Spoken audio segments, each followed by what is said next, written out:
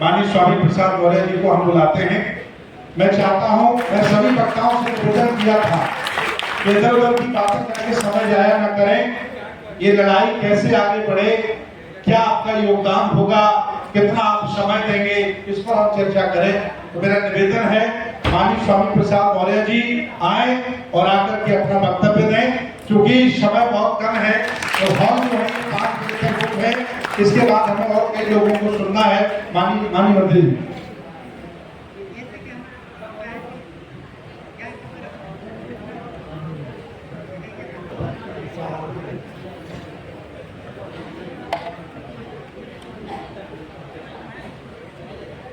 आज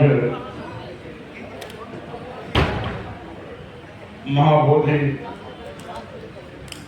बौद्ध विरासत बचाओ सम्मेलन में हम सबके बीच में मौजूद पूज्य भिक्षुगण एवं इस कार्यक्रम में हम सबके बीच में उपस्थित भारतीय संविधान निर्माता परम पूज्य डॉक्टर अम्बेडकर के पौत्र श्री भीमराव यशवंतराव अम्बेडकर जी, साथ ही साथ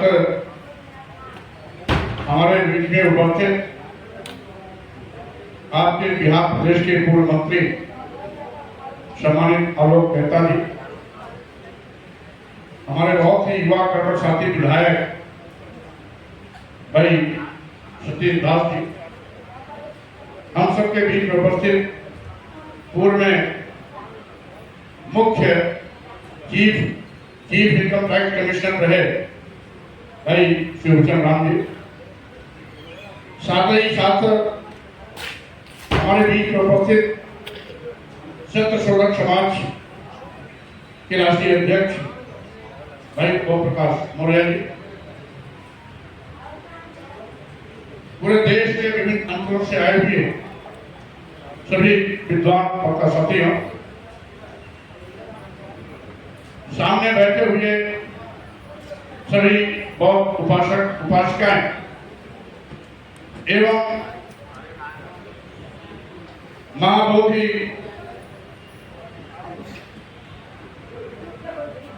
बुद्ध विहार को बचाने के लिए सभी संघर्षों के साथियों,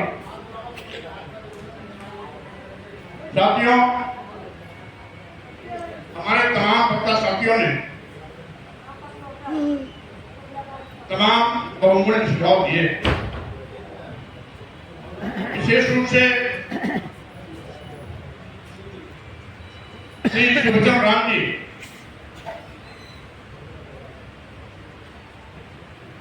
जो चीफ इनकम टैक्स कमिश्नर रहे हैं, जिन्होंने कई पुस्तकों का लेखन भी किया और संविधान की समीक्षा भी लिखी है और संवैधानिक विशिष्टताओं के साथ इस विषय पर अपनी बात भी रखी है, उसमें बहुत कुछ दम है। हमारे इस आयोजन मंडल के साथी हम समझते हैं इसकी गंभीरता को संज्ञान में लेते हुए अपने संघर्ष की मुख्य रणनीति के रूप में स्वीकार करेंगे।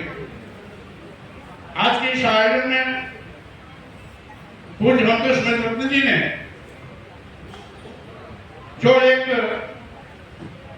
बड़ी पहल की है, ऐतिहासिक पहल की है कि ये केवल अब बिहार की लड़ाई नहीं रहेगी, आज के बाद अब ये पूरे देश की लड़ाई होगी। जैसा कि सुरेंद्र भंतल ने कहा भी कि बुद्धिस्ट सोसाइटी ऑफ इंडिया, जिसका गठन बहुत पहले बाबा साहब डॉक्टर अम्बेडकर ने किया था, उसके तत्वावधान में ये संघर्ष अब आगे बढ़ेगा, स्वागत योग्य है। और सुरेंद्र भंतल को मैं इसलिए बधाई देता हूं कि इन्होंने आज देश के सभी प्रदेशों से, सुदूरवर्ती अंचलों से लोगों को बुला करके इस आंदोलन को राष्ट्रव्यापी दिशा देने का काम किया है, इसके लिए बहुत बहुत शुक्रिया। ये सही है। पहली बात तो बीटी एक्ट 49 का बनना ही गलत था। यदि बन भी गया तो भारतीय संविधान लागू होने के बाद इसे अपने आप निष्प्रभावी कर दिया जाना चाहिए था, लेकिन ऐसा नहीं। क्योंकि लोगों ने या तो इसकी गंभीरता को समझा नहीं या समझने की कोशिश नहीं। अगर समझने की कोशिश किए होते तो शायद आज ये मुद्दा पैदा ही नहीं होता, बहुत पहले निष्कासित हो गया होता। लेकिन आप जानते हैं यह पहली बार नहीं हो रहा। यहां तो बीटी एक्ट 49 का हवाला दिया जा रहा है, लेकिन इसके पहले भी यहां की जो यथार्थवादी ताकतें हैं, जिसको मनवादी व्यवस्था कहा जाता है, समय समय पर इस प्रकार से तमाम बौद्ध तीर्थ स्थलों को अतिक्रमण करके उसको हिंदू मठ घोषित करने का पाप पहले कर चुके। मैंने ऐतिहासिक साक्ष्यों के साथ पूर्व में इसका उल्लेख भी किया कि बद्रीनाथ, केदारनाथ, जगन्नाथपुरी, तिरुपति बालाजी मंदिर, रामेश्वरम, ये सभी कभी बौद्ध मठ थे। ये सभी बौद्ध मठ थे। 11वीं 12वीं शताब्दी के बाद एक एक करके साजिश के तौर पर सभी बौद्ध मठों को हिंदू मंदिरों में परिवर्तित किया गया।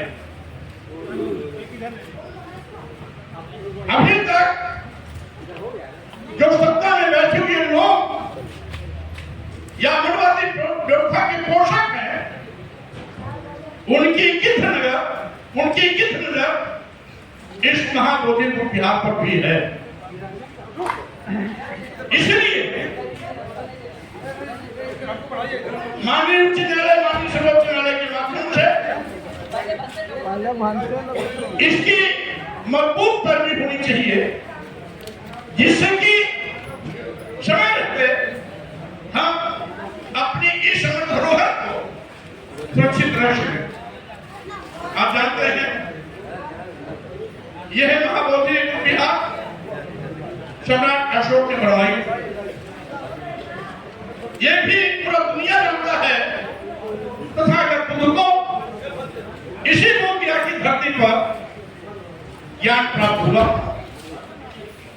अगर तथागत बुद्ध को इस बोध विहार में ज्ञान प्राप्त हुआ था, महाबोधि बुद्ध विहार सम्राट अशोक ने बनवाई थी, तो हिंदू और हिंदू पुजारी कहां से बीच में आ जाता? जब ये इसमें कहीं भी दूर रखकर हिंदुओं का कुछ है भी नहीं, तो हिंदू पुजारी की हिस्सेदारी क्यों?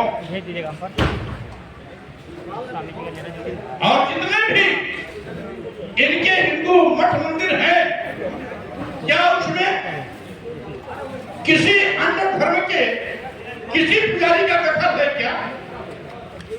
जितने भी इनके मंदिर हैं, अगर अयोध्या के राम मंदिर में हिंदू के अलावा कोई बौद्ध, इस्लाम, ईसाई, सिख धर्म का धर्मावलंबी उस मैनेजमेंट में नहीं है, तो महाबोधि विहार में क्यों?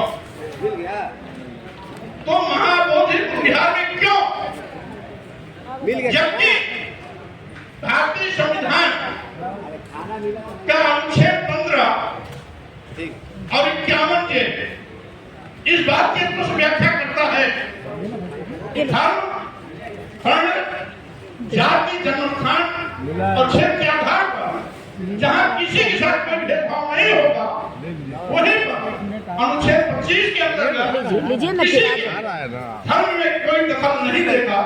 इस बात की स्पष्ट व्याख्या है। अगर इस बात की स्पष्ट व्याख्या है तो इस बात दे दिए थे बेटा। जो विश्व का सबसे बहुचर्चित और कोई बाकी नहीं है इधर।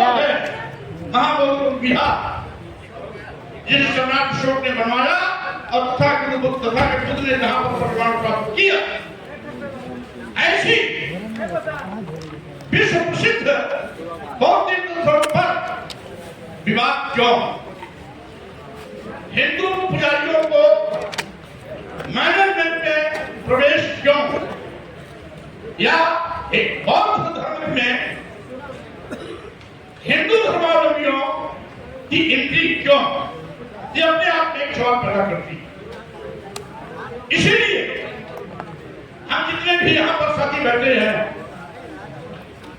इस पर हम आप सभी लोगों को गंभीरता से बिना आपस में किसी प्रकार का मैनेजमेंट किए अपने ईगो को बराए ताक रख करके हमें इस मुद्दे पर एकमत होकर के इस लड़ाई को आगे बढ़ाने की आवश्यकता है।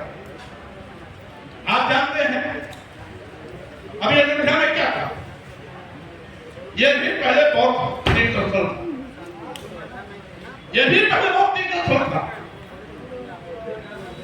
हमारे तमाम मीडिया के साथी बैठे हैं, इनको मालूम होना चाहिए अयोध्या के दो हिस्से हैं, एक साकेत नगरी है, एक अयोध्या नगरी। साकेत नगरी यह घोड़स महाजनपद के समय कौशल की उपराजधानी थी, श्रावस्ती राजधानी थी, ये उपराजधानी थी। राजा प्रसेनजित बौद्ध राजा थे, यहाँ के शासक थे। तथागत बुद्ध यहाँ पर कई वर्षावास बिताए। यानी जब तथागत बुद्ध यहाँ कई वर्षावास बिताए, यहाँ पर ये बौद्धों की नगरी थी। और एक चीज और मैं जानकारी देना चाहता हूँ जो किसी के पास नहीं हो। वहां पर पहली शताब्दी में पहला मंदिर बना। पहली शताब्दी के बाद पहले कोई मंदिर नहीं था, यानी पहले बहुत मठ था। और आगे चल करके आपको ये भी बता देना चाहता हूं, राजा प्रसेनजित का महामंत्री जो ब्राह्मण समाज का था, उसका एक बेटा था जो 16-17 साल की उम्र में साधु बन गया और उसका नाम ही था बाबरी। उसका नाम ही बाबरी था। दक्षिण में गोदावरी नदी की किनारे बस गया। एक बार वर्षावास हो रहा था, उसी समय तो तथागत बुद्ध का वर्षावास चल रहा था, उसी समय वो अयोध्या आया था और बुद्ध के विषय में उसने खूब चर्चा सुनी। तो छिप करके बुद्ध के प्रवचन को 2-4 दिन लगातार हफ्ते भर सुना। प्रभावित होकर के एक दिन जब बुद्ध कथा करने के बाद, प्रवचन करने के बाद अपने विश्राम कक्ष में जा रहे थे, रास्ते में मिला और उनके पैरों पर गिर पड़ा। कहा, मैं आपसे बहुत प्रभावित हूं, मैं भी आपके सामने आना चाहता हूं। बुद्ध ने उसको स्वीकृति दी। उस दिन से बहुत हो गया और साथ ही साथ राजा प्रसेनजित ने अपने महामंत्री को कहा कि तुम अपने बेटे को गोदावरी से बुला करके यही पर मंदिर बनवा ले। यानी बुद्ध के संपर्क में आने के पहले राजा को जहां पर राम मंदिर था, यह पहले राजा प्रसेनजित का प्रसेनजित बाग था। इसी प्रसेनजित बाग में प्रसेनजित ने उसको मंदिर बनाने की जगह दी थी, वो मंदिर उसने बनाया। ये उसकी पैतृक संपत्ति थी, इसलिए वो बाबरी मंदिर था। बाद में बुद्ध से प्रभावित होकर जब बौद्ध धर्म ग्रहण कर लिया, उसका नाम हो गया बाबरी बौद्ध मठ। और 11वीं 12वीं शताब्दी में जब वहां के तथाकथित पंडित पुजारियों ने उन पर दबाव बनाया कि उनके परिवार के चले आ रहे लोगों पर कि तुम्हारे बाप दादा बौद्ध हो गए थे, तुम हिंदू धर्म स्वीकार करो, तो उन्होंने कहा कि अगर हमारे बाप दादा बौद्ध हो गए तो हम हिंदू धर्म नहीं स्वीकार करेंगे। उसका उत्पीड़न होना शुरू हुआ और अपने उत्पीड़न की कार्रवाई से परिवार के लोगों ने बचने के लिए इस्लाम धर्म कबूल कर लिया और जो उसका बाबरी मंदिर था, बाबरी बौद्ध मठ हुआ, बाबरी बौद्ध मठ से वो बाबरी मस्जिद बन गया। ये इसका इतिहास।